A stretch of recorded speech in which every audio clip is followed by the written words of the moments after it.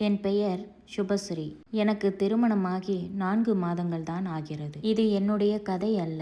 இன்னும் சில மாதங்களில் இறக்கப் போகும், வாய் பேச முடியாத, காது கேட்க முடியாத எனது பாவப்பட்ட அம்மாவின் கதை. எனது அப்பா சில வருடங்களுக்கு முன்பே இறந்து விட்டார். அப்பொழுது எனக்கு திருமணம் ஆகவில்லை. எங்களுக்கென்று சொந்த வீடும் ஓரளவு வருமானம் வரும் வகையில் நிலமும் இருந்தது. நானும் திருமண வயது அடைந்ததால் என்னை திருமணம் செய்து கொள்வதற்கு 2-3 இடங்களில் இருந்து பெண் பார்க்க வந்தார்கள். அப்படி வந்தவர்களிடம் நான் வைத்த முதல் நிபந்தனை, திருமணத்திற்கு பிறகு எனது அம்மா என்னுடன் தான் இருப்பார் என்று. முதலில் அவர்கள் சம்மதித்தாலும் பிறகு விருப்பமில்லை என்று கூறிவிடுவார். இப்படியாக 2-3 சம்பந்தம் தட்டி கழிந்தது. இறுதியாக எனது நிபந்தனையை ஏற்று ராஜாராமன் என்பவருடன் திருமணம் நடந்தது. அவர்களிடம் அவ்வளவாக பணம் இல்லை என்றாலும் அவரும் அவரது வீட்டில் உள்ளவர்களும் மிகவும் அன்பானவர்கள். அவர் வீட்டில் அவரது அப்பா மற்றும் கணவரின் தம்பி மட்டுமே இருந்தனர். வீடும் ஓரளவு சிறிய வீடாகவே இருந்தது. அந்த வீட்டில் 2 அறைகள் மட்டுமே இருந்தது. ஒரு அறையில் நானும் கணவரும் இருந்தோம். மற்றொரு அறையில் மாமனாரும் கணவரின் தம்பியும் இருந்தனர். அம்மாவிற்காக வீட்டை ஒட்டியபடியே சிறியதாக அறை ஒன்றை அமைத்து கொடுத்தனர். கணவரின் நிலைமையை புரிந்து கொண்ட நானும் அதற்கு மேல் அவர்களிடம் எதுவும் நிபந்தனை விதிக்கவில்லை. கணவர் அங்குள்ள தொழிற்சாலையில் பணிபுரிந்து வருகிறார். கணவரின் தம்பி கல்லூரி படித்து வருகிறார். அவரின் அப்பா வீட்டில்தான் இருந்து வருகிறார். காசு பணம் குறைவு என்றாலும் கணவரின் குணம் தாராள குணம். என்னை அன்பாகவும் சந்தோஷமாகவும் பார்த்து கொண்டார். அதுபோல மாமனாரும் மருமகளைப் போல் அல்லாமல் மகளைப் போல கவனித்து கொண்டார். கணவரின் தம்பியும் அப்படித்தான். அண்ணி என்று இல்லாமல் ஒரு தோழியைப் போலதான் பழகுவார். வந்த சில நாட்களிலேயே அவர்களை எனக்கு மிகவும் பிடித்து போனது. எனது அம்மாவையும் என்னைப் போலவே அன்பாக நடத்தினர். இது எனக்கு இன்னும் சந்தோஷத்தை கொடுத்தது. வாழ்க்கை சந்தோஷமாகவே சென்று கொண்டிருக்கும் பொழுது எனது அம்மாவிற்கு திடீரென உடல் நலக்குறைவு ஏற்பட்டது. அவர் ஏற்கனவே குணப்படுத்த முடியாத ஒரு வியாதியில் கஷ்டப்படுகிறார். இன்னும் சில மாதங்கள் தான் உயிரோடு இருப்பார் என்று மருத்துவர்கள் தெரிவித்து விட்டனர். இருந்தும் திடீரென அப்படி ஆனதால் பதறிப்போன நானும் அம்மாவை அழைத்து கொண்டு மருத்துவமனைக்கு சென்றேன். அந்த மருத்துவமனையில் உள்ள மருத்துவர் எனது அப்பாவின் நண்பர். அவர் அம்மாவை பரிசோதனை செய்துவிட்டு என்னை அழைத்தார். நானும் சென்று அமைதியாக அமர மருத்துவர் எனது கணவர் மற்றும் வீட்டில் உள்ளவர்களை பற்றி விசாரிக்க தொடங்கினார். நானும் அவர்களை பற்றி ஒவ்வொன்றாக கூற ஆரம்பித்தேன். பின்பு அவர் வெகு நேரமாக யோசித்து கொண்டிருந்தார். நானும் என்னவாக இருக்கும் என்று அவரை பார்த்து கொண்டிருந்தேன். பின்பு அவர் பேசத் தொடங்கினார். இங்க பாருமா சுபா, நான் சொல்ல போகும் விஷயம் உனக்கு அதிர்ச்சியாகத்தான் இருக்கும். இதனால் உன் வாழ்க்கை கூட பாதிக்கப்படலாம். எதுவாக இருந்தாலும் நன்றாக யோசித்து முடிவெடு என்றார். அந்த விஷயத்தை கூற ஆரம்பித்தார். அவர் கூறிய விஷயத்தை கேட்டு என் தலையில் இடி இறங்கியது போல உணர்ந்தேன். மருத்துவர் என்னிடம், உனது அம்மா 3 மாத கர்ப்பமாக உள்ளார். இதற்கு உன் வீட்டில் உள்ளவர்கள் கூட காரணமாக இருக்கலாம். 1க்கு 2 முறை பரிசோதித்து விட்டேன். இதில் என்ன ஒரு சிக்கல் என்றால், உனது அம்மாவிற்கு இருக்கும் இதே வியாதி பிறக்கப் போகும் குழந்தைக்கும் இருக்க வாய்ப்புண்டு. அந்த குழந்தை உன் அம்மாவோடு சேர்ந்து சில மாதங்களிலேயே இறந்துவிடும். வாய் பேச முடியாத உன் அம்மாவிற்கு குற்றம் நடந்துள்ளது. என்ன செய்யலாம் என்று நீதான் முடிவு செய்ய வேண்டும். உனக்கு என்ன உதவி வேண்டுமென்றாலும் கேள், செய்வதற்கு தயாராக உள்ளேன் என்றார் மருத்துவர். எனக்கு என்ன செய்வதென்று புரியாமல் குழம்பி போனேன். என் அம்மாவிற்கு இப்படி நடந்து விட்டதே என்று அங்கேயே கதறி அழுது கொண்டிருந்தேன். மருத்துவர் தான் சமாதானம் செய்து அம்மாவையும் என்னையும் வீட்டுக்கு அனுப்பி வைத்தார். இதை பற்றி அம்மாவிடம் எதுவும் சொல்லவில்லை. வீட்டுக்கு வந்த பிறகு அம்மா என்னிடம் சைகை மொழியில் எதற்காக அமைதியாக உள்ளாய் என்று கேட்டார். இதுவரை அம்மாவிடம் நான் அப்படி இருந்ததில்லை. எதுவாக இருந்தாலும் மனம் விட்டு பேசிவிடுவேன். நானும் அம்மாவிடம், ஒன்றுமில்லை அம்மா, உங்களுக்கு வெகு விரைவாக குணமாகிவிடும், நீங்கள் ஓய்வெடுங்கள் என்று கூறி அவரை படுக்க வைத்துவிட்டு சமையல் அறைக்கு வந்தேன். எனது அம்மாவிற்கு பேச மற்றும் கேட்க முடியாதே தவிர எதுவாக இருந்தாலும் புரிந்து கொள்வார். அப்படி ஏதாவது தவறு நடக்கும் பட்சத்தில் என்னிடமும் சொல்லி இருப்பார். ஆனால் இதுவரை அப்படி எதுவும் கூறவில்லை. இதுவும் எனக்கு யோசனையாக இருந்தது. சமையல் செய்யும் பொழுது இதை பற்றித்தான் யோசித்து கொண்டிருந்தேன். யார் இந்த கேவலமான காரியத்தை செய்து இருப்பார்கள் என்று யோசிக்க முடியவில்லை. இப்பொழுது அம்மாவை கவனித்து கொண்டிருப்பதால் வெளியிலிருந்து ஆட்கள் வருவதற்கு வாய்ப்பில்லை. இது வீட்டில் உள்ள யாரோ செய்த வேலைதான் என்று தீர்மானித்தேன். அதன்படி அங்குள்ள ஒவ்வொருவரையும் கவனிக்க ஆரம்பித்தேன், என் கணவர் உட்பட. என்னால் அப்படி யோசிக்க முடியவில்லைதான். இருந்தாலும் என்ன செய்வது? எல்லோரும் நல்லவர்கள்தான் வாய்ப்பு கிடைக்கும் வரை. அதுவும் இதைப்போல விஷயங்களில் பெரும்பாலான ஆண்கள் தடுமாறி விடுவார். அதில் என் குடும்பத்தாரும் விதிவிலக்கல்ல என்று நினைத்தேன். இதை பற்றி கணவரிடம் பேசலாம் என கூட நினைத்தேன். ஆனால் யோசித்து பார்க்கையில் கணவரின் அப்பாவையும் அவரது தம்பியின் மேலும் பழி சுமத்தினால் யாரால் தான் தாங்கிக் கொள்ள முடியும்? என்ன செய்வது என்று புரியாமல் குழம்பி போனேன். அன்றிலிருந்து எனது மொத்த சந்தோஷமும் காணாமல் போனது. எப்பொழுதும் எதை பற்றியோ நினைத்து கொண்டிருந்தேன். வேலையிலிருந்து வந்த கணவர் சில நேரத்தில் என் வாடிய முகத்தை பார்த்து, எதனால் உன் முகம் கவலையாக இருக்கிறது என்பார். நானும் ஒன்றுமில்லை என்று சமாளித்தேன். பிறகு அம்மாவின் ரிப்போர்ட் அனைத்தையும் எடுத்து யாருக்கும் தெரியாமல் ஒளித்து வைத்தேன். அன்றிலிருந்து இரவு நேரங்களில் யார் எனது அம்மாவின் அறைக்கு வருகிறார்கள் என்பதை கண்டுபிடிக்க நினைத்தேன். அதன்படி அன்றே கணவரிடம் எனது அம்மாவிற்கு உடல்நிலை சரியில்லை, 2-3 நாட்கள் அவருடன் படுத்துக் கொள்கிறேன், உங்களுக்கு ஏதேனும் ஆட்சேபனை உண்டா என்றேன். அவரும் பதறிப்போய் அம்மாவிற்கு என்ன ஆனது என்று விசாரித்தார். நான் ஒன்றும் கூறாமல் சாதாரணமாக வருவதுதான் என்றேன். பிறகு அவர் இதையெல்லாம் என்னிடம் கேட்க வேண்டுமா? தாராளமாக அவருடன் தங்கி கவனித்து கொள் என்றார். என் கணவர் மிகவும் நல்லவர். அவருக்கு அம்மா இல்லாததால் என் அம்மாவையும் அம்மா என்றுதான் அன்போடு அழைப்பார். அதை போலவே கவனித்தும் கொள்வார். நானும் அன்று இரவே அம்மாவோடு சென்று படுத்துக்கொண்டேன். அப்படி படுக்கையில் நடு இரவில் அம்மா தூக்கத்தில் புலம்புவதை பார்த்து மிகவும் வேதனைப்பட்டேன். அதற்கு அர்த்தம் யாரோ அவரிடம் தவறாக நடந்து கொண்டது உறுதியானது. அதன் பிறகு எனக்கு உறக்கம் வரவில்லை. கணவர் மற்றும் மாமனார் கொழுந்தனாரை பற்றி நினைத்து கொண்டிருந்தேன். ஒரு முறை கணவர் உறங்கிக் கொண்டிருக்கும் பொழுது நடுராத்திரியில் எழுந்து வெளியில் சென்று வந்தார். என்னவென்று கேட்க, எனக்கு எப்போதாவது புகைப்பிடிக்கும் பழக்கம் உள்ளது. வீட்டில் புகைப்பிடித்தால் அப்பா பார்த்து விடுவாரோ என்றுதான் வீட்டுக்கு வெளியில் சென்று புகைப்பிடித்து வருகிறேன் என்றார். நானும் அப்பொழுது சாதாரணமாக இருந்து விட்டேன். ஒருவேளை ஏதாவது தவறாக இருக்குமோ என்று இப்பொழுதுதான் ஞாபகம் வந்தது. பிறகு ஒரு முறை மாமனார் மார்க்கெட் சென்று திரும்பி வரும்பொழுது, உனது அம்மா மிகவும் பலவீனமாக உள்ளார், இதை கொடு என்று சில பழ வகைகளை வாங்கி வந்தார். எதற்காக அவர் அம்மாவிற்கென்று பழங்கள் வாங்கி வர வேண்டும் என்று அதையும் யோசித்துக் கொண்டிருந்தேன். பிறகு ஒரு முறை கணவரின் தம்பி என்னிடம், அண்ணி,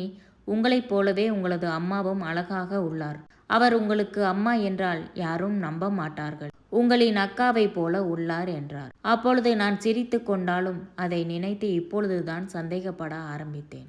அனைத்தையும் யோசித்து யோசித்து இன்று இரவே கழிந்து விட்டது. மறுநாள் காலை அதற்கு மேல் பொறுக்க முடியாமல் அம்மாவிடம் இதை பற்றி கேட்டேன். அம்மா, உனது அறைக்கு யாரேனும் வந்து செல்கிறார்களா என்று. அதை கேட்ட அம்மாவும் அழுது கொண்டே சைகை மொழியால் பதில் தந்தார். நான் உறங்கிய பிறகு யாரோ எனது அறைக்கு வருவார். பின்பு என் முகத்தில் துணியை வைத்தவுடன் நான் மயக்கம் அடைந்து விடுவேன். அதன் பிறகு என்ன நடக்கும் என்று தெரியவில்லை. காலையில் எழுந்து பார்க்கும் பொழுது வித்தியாசமாக உணர்வேன். இதை உன்னிடம் சொன்னால் நீயும் உன் வீட்டில் உள்ளவர்களும் தவறாக நினைப்பீர்கள் என்றுதான் இதுவரை சொல்லவில்லை என்று அழுது கொண்டிருந்தார். அவரை பார்ப்பதற்கே எனக்கு பாவமாக இருந்தது. அதே சமயம் யார் இப்படி மோசமான காரியத்தை செய்கிறார்கள் என்று கோபமும் வந்தது.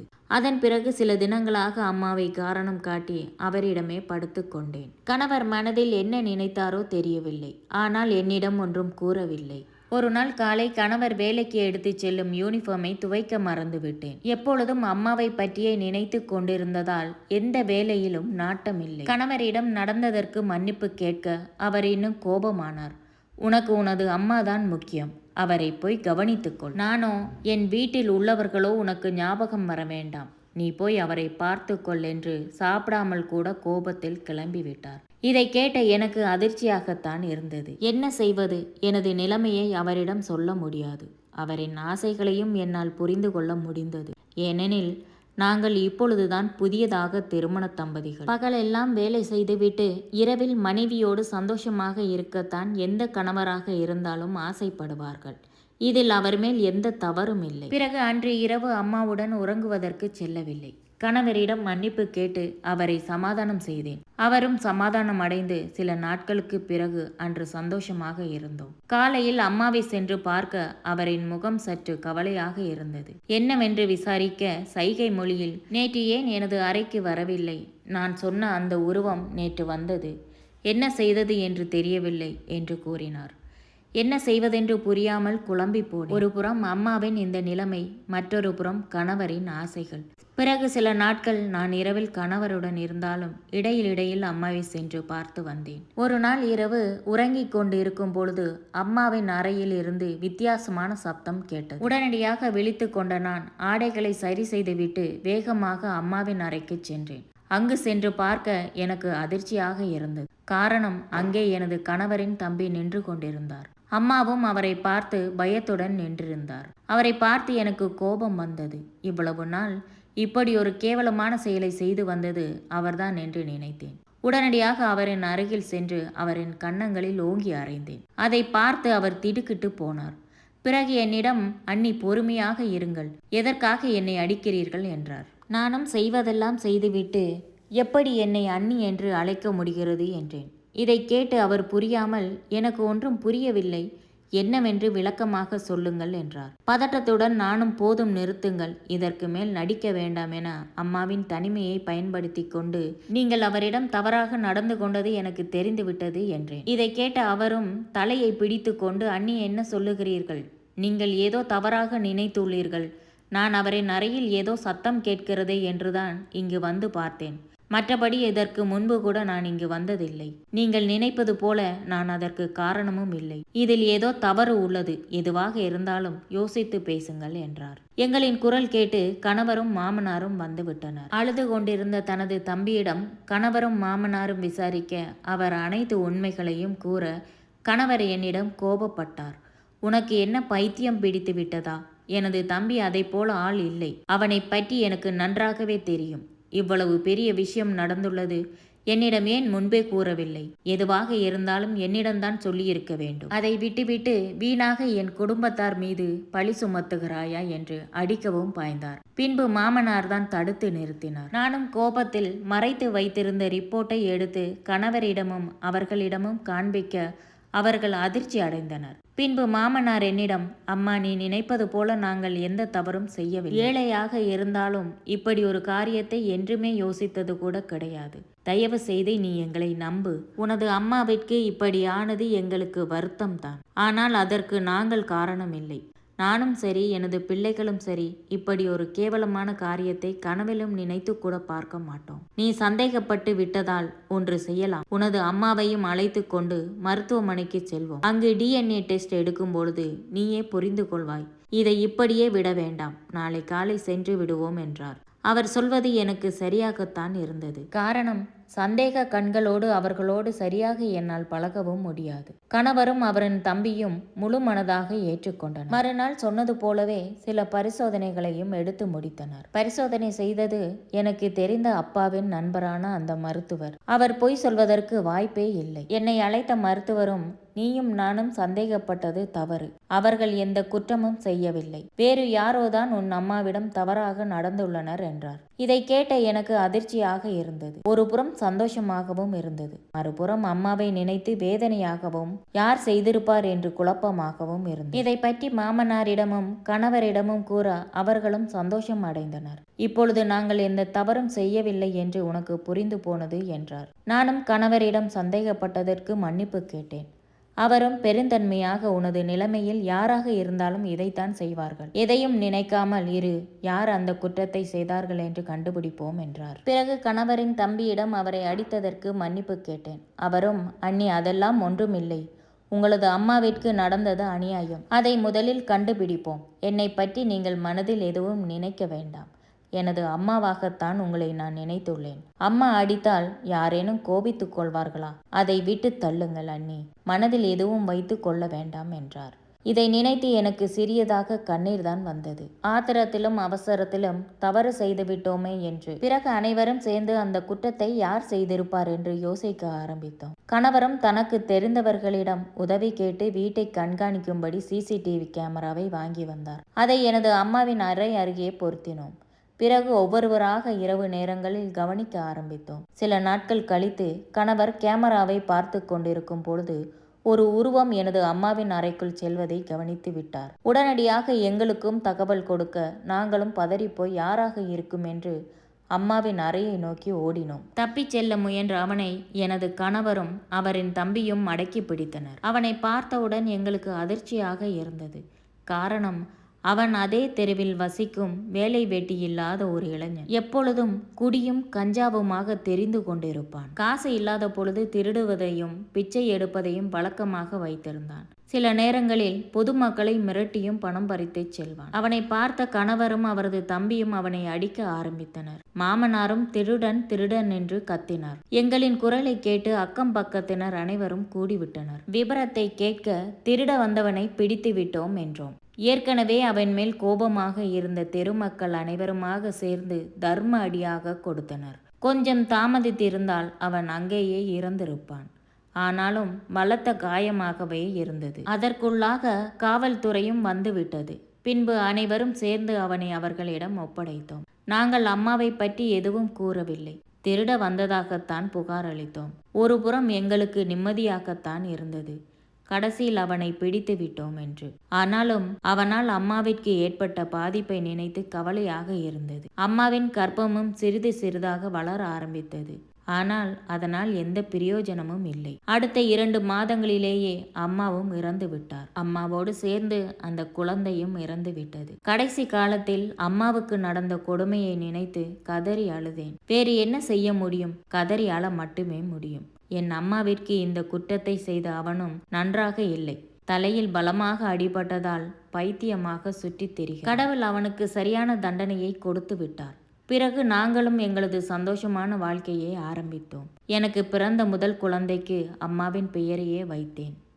இந்த கதையோட கருத்துக்களை பற்றி கமெண்ட்ஸில் சொல்லுங்கள். அதுக்கு முன்னாடி நம்ம சேனலை சப்ஸ்கிரைப் பண்ணிடுங்க. மீண்டும் ஒரு நல்ல கதையோடு உங்களை நான் சந்திக்கிறேன் என்று உங்கள் சொல்லு. பாய்.